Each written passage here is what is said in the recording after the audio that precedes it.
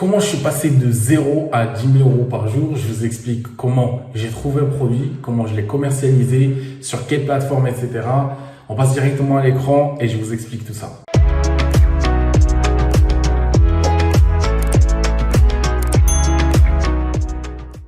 Donc je vais commencer d'abord par actualiser la page. Comme vous voyez, c'était la journée du 26 décembre. Donc on actualise. C'était sur le marché américain, c'est pour ça que les résultats étaient en dollars. Et ça a continué à augmenter dans les jours qui suivent. Comme vous voyez ici dans la journée du 27, je crois que c'était plus. Ouais, voilà, on a réalisé 12 000, ça continue à augmenter dans les jours qui suivent. Donc dans cette vidéo, je vais commencer d'abord par parler comment on a trouvé le produit. Ensuite, on va parler du marketing du produit, comment on a fait la vidéo, comment on a travaillé le site, etc.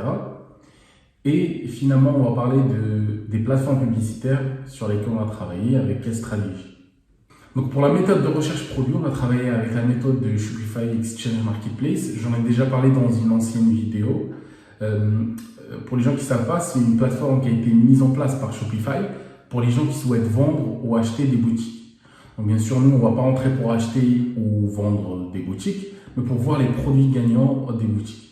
Donc la plateforme, c'est ça. Vous pouvez chercher par industrie si vous avez un site de niche. Vous pouvez chercher par localisation si vous cherchez dans un pays en particulier. Mais moi, ce que je préfère, c'est de faire browse all. Comme ça, je regarde toutes les boutiques, tous les produits gagnants des boutiques. Donc, dès que vous cliquez sur browse all, vous commencez à scroller les boutiques. Donc, vous allez voir celle-là, par exemple. Celle-là. Il y a certaines boutiques qui sont private listing, c'est-à-dire que la personne ne souhaite pas montrer sa boutique, ils veulent la laisser privée, mais bien sûr la majorité ils laissent leur boutique ouverte pour que les gens qui veulent acheter peuvent voir ces produits, etc.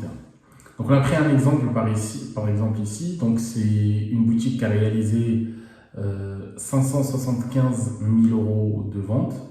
Ils ont à peu près 913 000 visiteurs et ça c'est juste sur l'année 2022, donc ils ont un ou des produits gagnants. Si vous lisez la description ici, vous allez voir qu'ils parlent même de méthodes marketing comme ici les influenceurs. Mais le plus important pour nous c'est le site web. Donc on va rentrer sur le site web ici. Donc le site web c'est ça, il s'appelle Burn After Writing Book. Donc, je crois que c'est Past Actions and Get One.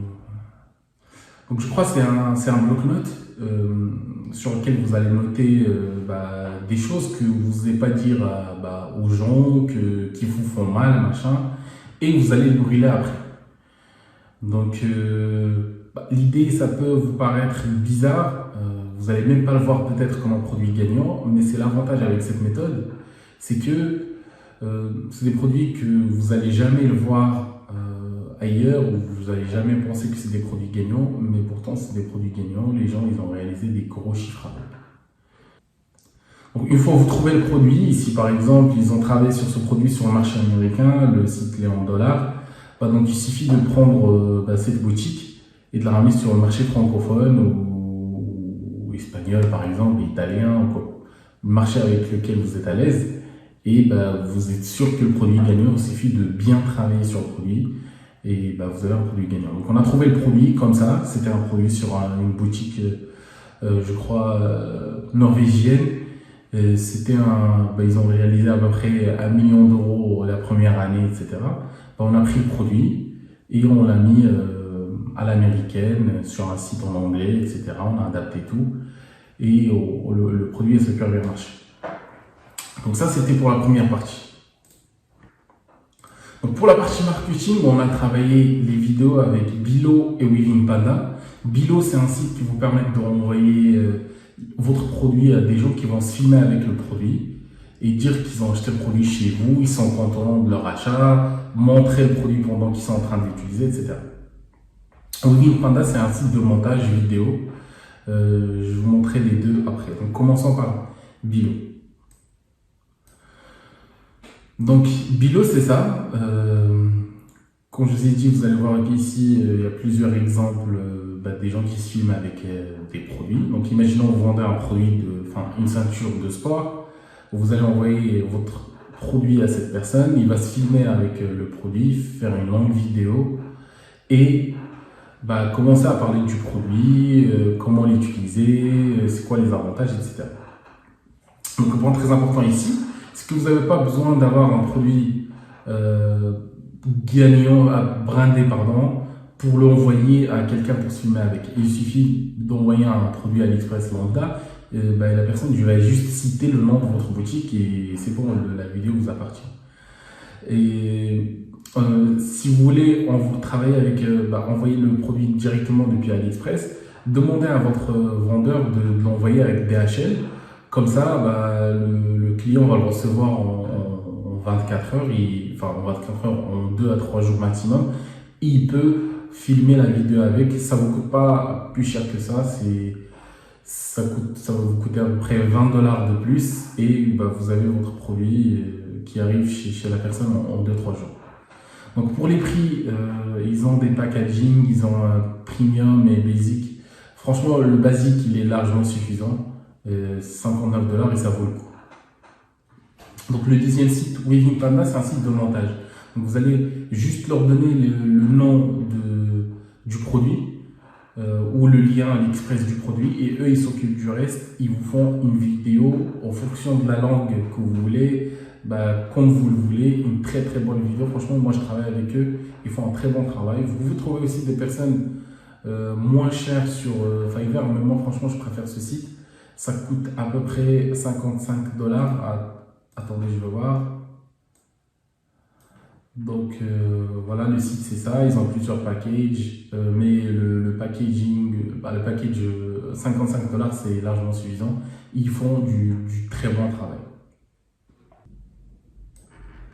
Donc ça c'est les deux sites qu'on travaille avec pour les vidéos.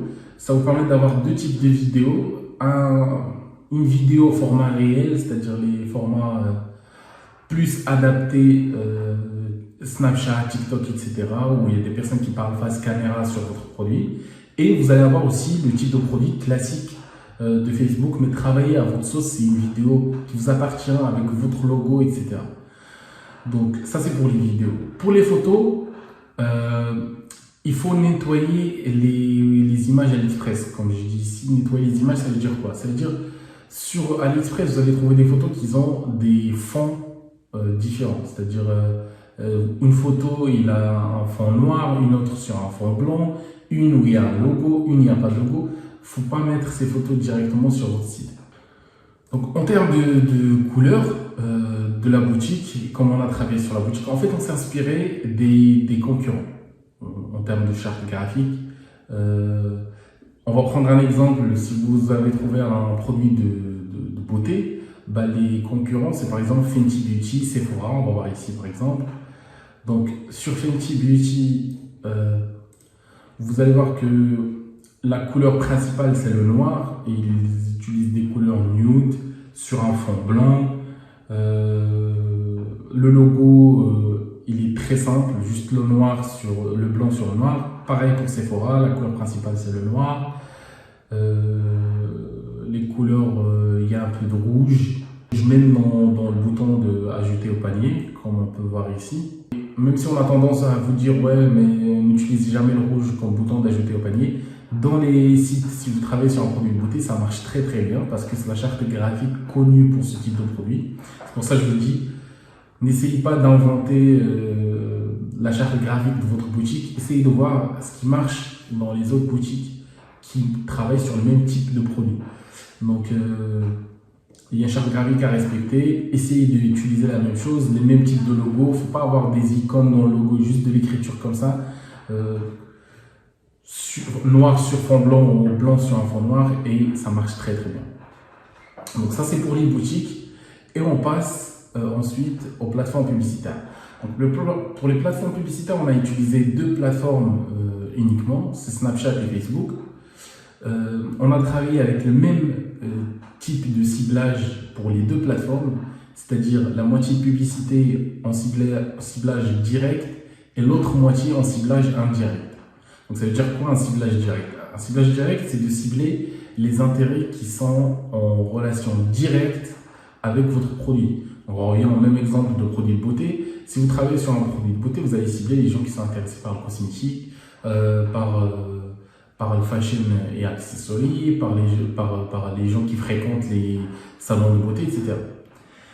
Mais il faut aussi cibler des gens qui n'ont rien à voir avec votre produit, c'est-à-dire des gens qui sont intéressés par les chats, des gens intéressés par, je sais pas, la musique pop, les gens intéressés par la politique. Et c'est là où c'est très très puissant parce qu'une personne qui est catégorisée par Facebook, par exemple, qu'il est intéressé par les animaux, par les chats ou par les chiens, ça ne veut pas dire qu'il n'est pas intéressé par les produits de beauté. C'est juste qu'il est catégorisé par Facebook, qu'il interagit plus avec les posts d'animaux qu'avec des posts qui parlent de beauté. Mais si vous les ciblez, vous allez avoir un coût publicitaire plus faible, coût par achat plus faible, et donc vous allez être en avance par rapport à vos concurrents. Parce que la majorité des gens, quand ils ont un produit pour le jardin, ils ciblent les gens qui sont intéressés par les produits de jardin et qui vendent des vêtements et ils vont cibler les gens intéressés par les vêtements, etc. Mais à l'heure d'aujourd'hui, ce qui marche très très fort, c'est de cibler des gens qui n'ont rien à voir avec votre produit. Vous n'allez jamais penser qu'ils vont être intéressés par votre produit et ça marche très très très bien. Mais donc, toujours travailler sur la moitié de vos publicités en ciblage direct et la moitié en ciblage indirect. Je ne vais pas rentrer en détail sur cette vidéo de comment on a programmé les publicités, etc. Mais si vous êtes intéressé par le sujet, vous me dites dans les commentaires et il sera le sujet de notre prochaine vidéo. Je vous explique étape par étape comment vous pouvez mettre en place les publicités, que ce soit sur Snapchat ou sur Facebook, pour avoir ce genre de résultats. J'espère que la vidéo vous a plu. Si vous avez bien aimé la vidéo, merci de laisser un petit pouce bleu. Si vous avez des questions, merci de laisser des commentaires. Je réponds à tout le monde. Et je vous dis à la prochaine.